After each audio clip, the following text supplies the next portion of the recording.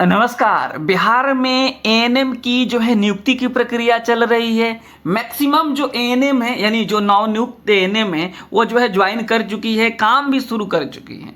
कुछ लोग अभी भी बाकी हैं जो कि ज्वाइन कर लेंगे। अब ये सवाल ये निकल कर आ रहा है कि आखिर एएनएम 5006 के बाद क्या होगा, क्योंकि बहुत ऐसे कैंडिडेट है जो पूछ रहे हैं कि परमानेंट भर्ती कब तक आएगी और ये परमानेंट जो भर्ती आएगी एएनएम की, इसमें कौन कौन सा डॉक्यूमेंट्स लगेगा, क्या हमें नया डॉक्यूमेंट्स बनवाना पड़ेगा या 5006 में जो डॉक्यूमेंट्स हमने लगाया था उसी डॉक्यूमेंट्स से काम हो जाएगा। इसके बारे में जो आपके मन में कन्फ्यूजन है हम आपको इस वीडियो में क्लियर करके दे देंगे। तो आप इस वीडियो को पूरा देखिएगा, समझिएगा। एएनएम 5006 को लेकर भी हम बात करेंगे और साथ ही साथ हम जो है एएनएम परमानेंट भर्ती को लेकर बात करेंगे, जो कि 8,938 पद है, जिसके लिए बीटीएससी को अधियाचना भेज दिया गया है। पूरी बात आप समझिएगा इस वीडियो के माध्यम से। सबसे पहले हम बात करेंगे कि जो है एएनएम 5006 को लेकर के, फिर हम बात करेंगे परमानेंट एएनएम भर्ती को लेकर के और डॉक्यूमेंट्स को लेकर के। सबसे पहले आप थोड़ा सा समझ लीजिएगा कि जो एएनएम की परमानेंट भर्ती आएगी वह आएगी 8,938 पदों पे। कब आएगी? तो जुलाई 2026 के पहले पहले ये भर्ती आएगी। हालांकि जुलाई 2026 इसमें डेट दिया हुआ है। ये जो मैं बातें आपको बता रहा हूँ ये ऑफिशियल है, ऑफिशियल आंकड़ा है, ऑफिशियल डेट है। ये कोई अपने मन से कोई नहीं बता रहा है, ये ऑफिशियल है। आप इसको चेक कर सकते हैं, वेरीफाई कर सकते हैं। अब हम आगे बढ़ेंगे और आपको बताएंगे सबसे पहले एएनएम 5006 में। देखिए जो एएनएम 5006 में जो नियुक्ति की प्रक्रिया चल रही है, इसमें 20 जुलाई तक हर हाल में आपको ज्वाइन कर लेना है। 20 जुलाई तक देख रहे हैं आप लोग। तो अब जो है 20 जुलाई में बचा नहीं है समय, मैक्सिमम कैंडिडेट जो है ज्वाइन कर चुके हैं। हालांकि अभी भी कुछ लोग बाकी हैं और इससे संबंधित सबके डाउट्स क्लियर हो गए हैं, क्योंकि मैंने जो वीडियो बनाई थी, इसके अलावा आप लोगों ने जो ग्रुप में आप लोग ज्वाइन हुए, मैक्सिमम जो है कैंडिडेट का जो है डाउट क्लियर हो गया है कि क्या क्या डॉक्यूमेंट्स लग रहा है। हम उस पर अब नहीं जाएंगे, ठीक है, सबको पता चल गया है। फिर भी किसी को डाउट्स होगा तो आप नीचे हमारे कमेंट्स बॉक्स में व्हाट्सएप का ग्रुप है उसमें आप ज्वाइन कीजिएगा, तो उसमें सैकड़ों अभ्यर्थी ज्वाइन एएनएम है, आप उनसे पूछ सकते हैं, ठीक है। या वैसे जो है आपको कोई डाउट्स होगा तो आप कमेंट्स बॉक्स में भी लिख दीजिए, हम आपको बता देंगे। कोई डाउट वाला नहीं है, 20 तारीख के पहले पहले आप ज्वाइन कर लीजिए। अगर ऐसा लगता है किसी को, मतलब कुछ ऐसे कैंडिडेट हैं जो विकट परिस्थितियों में, विकट परिस्थिति यह कहे कि जिनकी बहुत ज़्यादा तबीयत खराब है या फिर कैसे ऐसा कुछ इमरजेंसी है जो ज्वाइन नहीं कर पा रहे हैं, तो आप राज्य स्वास्थ्य समिति पटना जाइए, वहाँ पे आवेदन दीजिए कि ऐसा ऐसी बात है, हमें समय दिया जाए। तो ये जो है बात हो सकती है, ठीक है। तो हम लोग आगे बढ़ेंगे। ये सब बातें पता है कि 1000 का 2 बाउंड पेपर लग रहा है, ये वो सब कुछ पता है, इस पे हम नहीं जाएंगे, समय बहुत कीमती है। अब हम लोग ना डॉक्यूमेंट्स को लेकर बात करेंगे, ठीक है, कि आखिर ये जो परमानेंट भर्ती आ रही है इसमें कौन कौन से डॉक्यूमेंट्स लगेंगे और जो है किस तरीके से जो इसमें फॉर्म जो है भराएगा।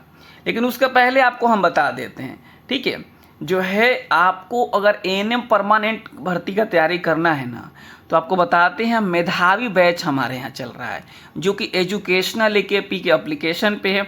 आप प्ले स्टोर से डाउनलोड कर सकते हैं एजुकेशनल एकेपी। इस तरीके से लोगो वाला आपको एजुकेशनल एकेपी दिखता है, वहाँ पे आपको ज्वाइन करेंगे तो सब कुछ मिल जाता है। Live classes, recorded classes, daily class notes, topic wise test, previous year MCQ और प्रॉपर गाइडेंस के साथ साथ आपको फ्री 50 टॉपिक प्रैक्टिस सेट मिल जाता है। ये है सक्सेस पॉइंट एजुकेशनल एकेपी।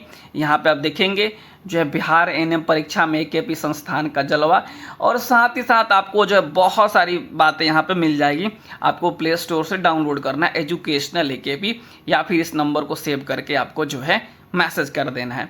अब हम आते हैं मेन मुद्दे पे जो आपके लिए है ज़रूरी।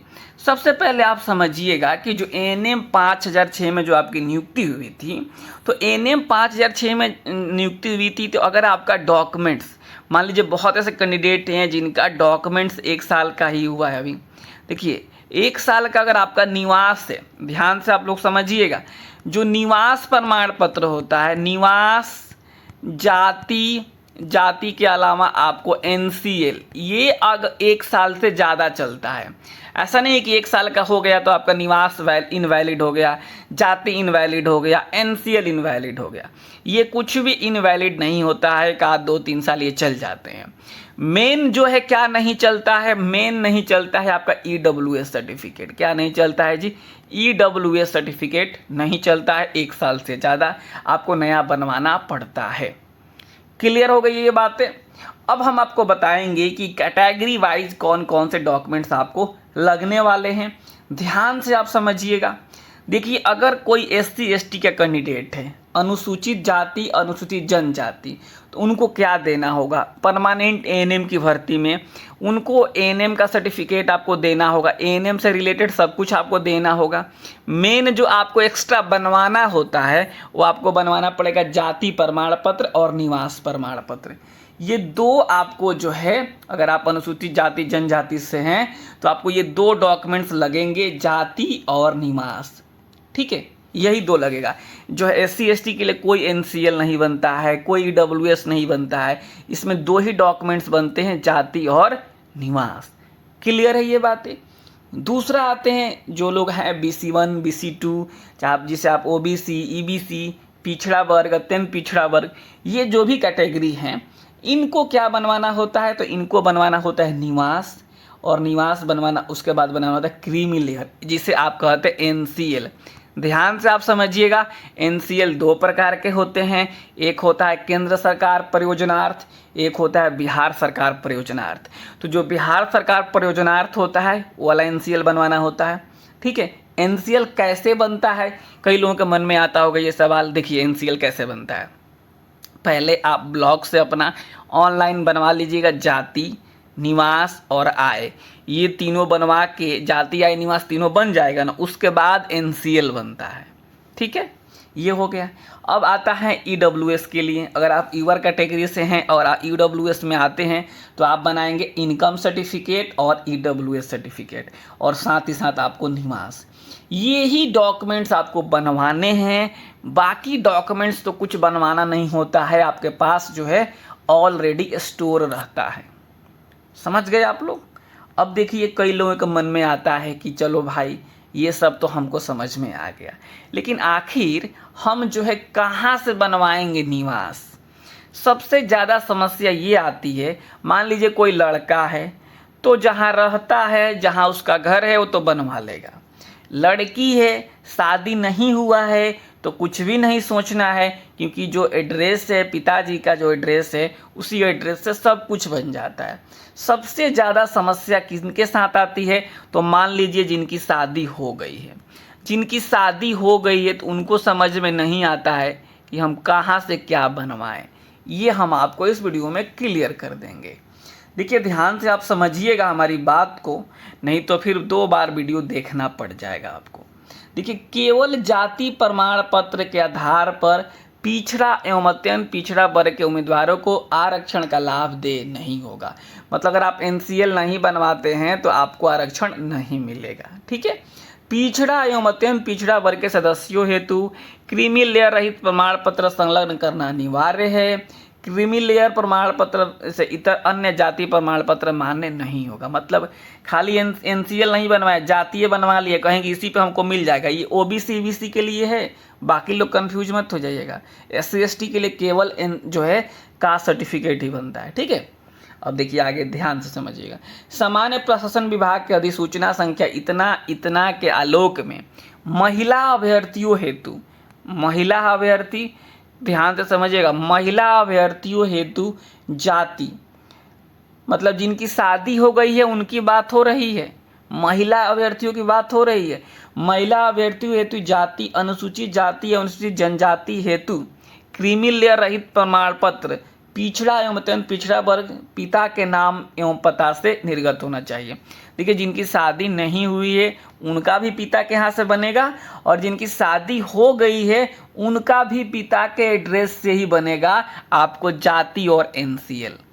समझ में आ गया होगा? जो निवास बनेगा ना, आपका निवास बनेगा ससुराल से। ससुराल से, ससुराल मतलब हो गया जहाँ पे आपकी शादी भी है यानी आपके जो पति जी का एड्रेस है वहाँ से। और जो जाति बनेगा जिसे आप कास्ट सर्टिफिकेट बोलते हैं, और NCL ये कहाँ से बनेगा जी? तो ये बनेगा आपके मायके से, यानी आपके पिताजी के एड्रेस से। समझ में आ गया ये बातें? कन्फ्यूज मत होइएगा आप लोग, इतना अच्छा से बताने की हम कोशिश कर रहे हैं। फादर के एड्रेस से बनेगा।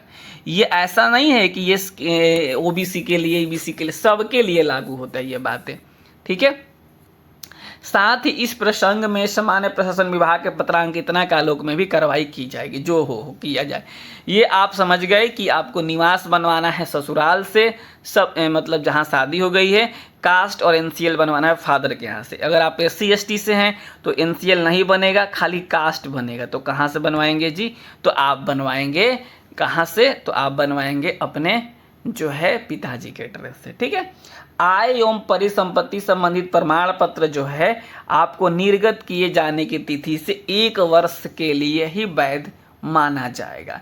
मतलब जो आय प्रमाण पत्र आप बनवाएंगे यह 1 वर्ष के लिए ही वैध होगा। इसलिए हमने बोला कि जो आप EWS बनवाएंगे तो EWS जो है आपको यहाँ पे 1 साल के बाद नया बनवाना पड़ता है।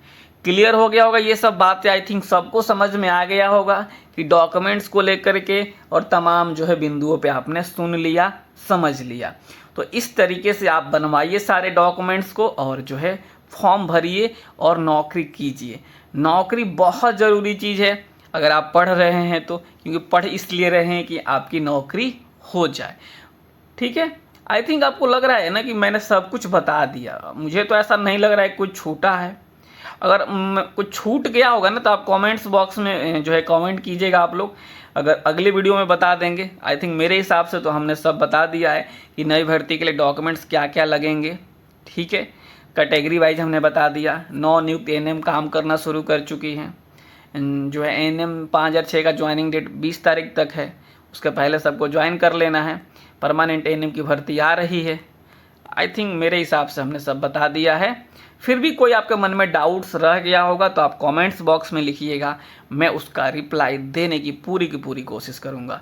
और कमेंट्स बॉक्स में आपको हमारा जो एप्लीकेशन है उसका लिंक में मिल जाएगा, जहां से आप अपने सपनों को सिक्योर कर सकते हैं, अपनी जो है तैयारी में 4 चांद लगा सकते हैं। पूरी तैयारी के साथ आप जो एग्ज़ाम्स में बैठ सकते हैं। यह है हमारा नंबर 72 899 59 436। प्ले स्टोर पे जाकर के डाउनलोड करेंगे एजुकेशनल AKP। नमस्कार, धन्यवाद। हेलो, मैं हूँ अर्चना कुमारी मुंगेर से। यहाँ तक पहुँचना हमारे लिए बिल्कुल भी आसान नहीं था। इसमें मेरे मम्मी पापा भाई घर के सारे मेंबर का बहुत बड़ा हाथ रहा है यहाँ तक आने में। और सबसे बड़ी बात कि एजुकेशनल AKP संस्थान और अनीश सर और गुड़िया मैम, हिमांशु सर, ये लोग के मार्गदर्शन में आज हम यहाँ तक पहुँचे हैं।